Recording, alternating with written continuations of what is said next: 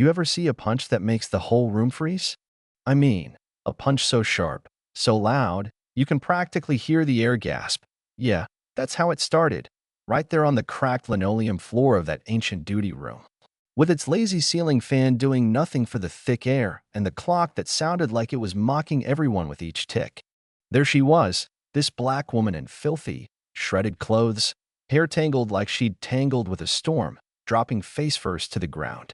Blood, real, deep red, trickling from her mouth, painting the moment for what it was: brutal, ugly, wrong.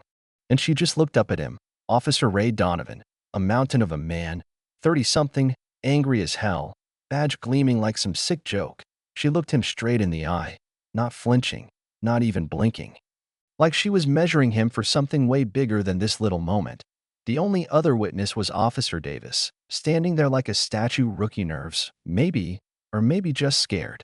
He didn't step in, didn't speak up. Donovan was still panting, chest heaving, as he spat insults at her. You dare look at me like that, you dirty tramp. Trying to bully her out of the room. She wiped the blood from her mouth, real slow. I was just watching. Not scared, not defiant, just quiet, like she was filing every detail away for later. So, why all this hatred in a place that's supposed to be about justice, about safety? What did this woman do to deserve this? And why did she just take it, silent and still, like she knew something nobody else in that room did? Let me back up a sec, because this story is about to flip. See, that woman, nobody's victim, nobody's fool. She was Captain Monica Jeff, 15 years on the force, just made head of internal affairs a few weeks back. She'd taken the job to clean house, to fix what was broken, to rebuild trust with folks who'd learned the hard way that sometimes the badge meant nothing. Lately, complaints about the department had piled up: arrogance, racism, excessive force, and Ray Donovan's name popped up more than most. Monica didn't want paperwork or rumors. She wanted to know the truth for herself. So she pulled off something gutsy. She went undercover, living as a homeless woman, right in the guts of the precinct, just to see how officers would treat the city's most vulnerable. Only Chief Roberts, her boss, knew about it, and he made sure the cameras were rolling. Monica worked at that disguise: old thrift clothes, dirty hair, makeup that made her look worn down, forgotten. She practiced walking slow, voice shaky, eyes down. The night she showed up, the city was settling down, and she just sat, quiet and cold, asking for a cup of water, maybe a seat on the bench. She wanted to see, would anyone treat her with even a shred of decency?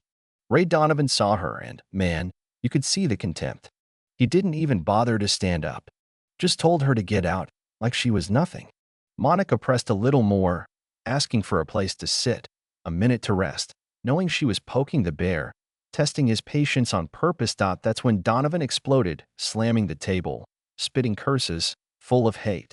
Monica stayed in character, timid, asking just once more to wait out the rain.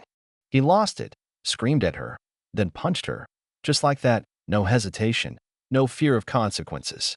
Officer Davis watched, frozen, eyes full of regret, but not enough backbone to do a thing about it. You know what's wild? Monica didn't cry, didn't even yell. She just got up slow, touched her cheek, and looked him dead in the eyes, the look of someone who knows they're about to flip the whole script. Donovan, thinking he'd put her in her place, was gearing up to throw her out, when suddenly, the chief walks in. Chief Roberts, not in uniform but still every bit the boss, stops everything. He asks what's going on, and Donovan tries to play it cool, lies through his teeth about a homeless woman causing trouble. Monica doesn't say a word, just stands there, eyes on Roberts, waiting. Then Roberts says it: "Captain Jeff, looks like your test got us some results tonight." The whole room stops: Donovan, Davis, everyone. "Captain? Internal Affairs?" Donovan goes pale as a ghost, realizing the woman he just decked as his new boss. Monica pulls off her wig, wipes her face, and there she is, sharp, calm, in control. "I'm Captain Monica Jeff, and you just assaulted your chief of internal affairs. You ever see a man's soul leave his body?" That was Donovan.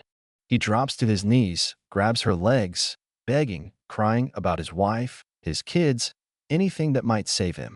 Davis stands in the corner, shaking, realizing silence makes him complicit. Monica doesn't flinch. She tells Donovan to get up, says his crocodile tears mean nothing, and he'll answer for what he did.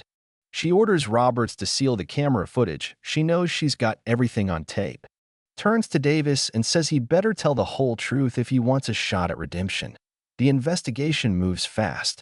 The video shows everything: Donovan's violence, Davis's silence, the ugly words, the abuse. Davis eventually cracks and tells it straight, trying to save what's left of his career. Turns out, Donovan's got a history: complaints, accusations, all brushed under the rug until now.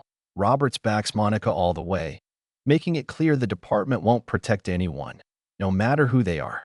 News gets out: citywide outrage, people demanding reform, questions about racism and power. Donovan is suspended, then fired for good. No pension, no benefits. He ends up having to pay damages, too, settles out of court rather than face a bigger loss. His career, his future, done, finished, just like that. And you know what? That moment changed everything in that department. Monica's team got respect, and a message went out loud and clear: no one is above the law, and there are leaders willing to stand up for what's right. Donovan became a lesson, his name on every training program as an example of what not to be, a warning to every rookie and veteran. But here's the real kicker: no disguise, no role can hide who we really are. Respect, decency, and integrity aren't just for show. They're the whole point. Bad choices catch up with you. Maybe not today, maybe not tomorrow, but eventually, they do. And sometimes, the strongest-looking folks turn out to be the most scared, the most broken when the mask drops. So what do you think? Was Donovan's punishment enough, or should it have gone further? If you'd been in Davis's shoes, would you have spoken up, or do you get why he froze? Does this give you hope that public institutions can change, or does it make you more skeptical? Where do you think the community fits in? Watching, speaking out, demanding better? Let me know where you stand, because these aren't just stories, they're choices we all face, one way or another.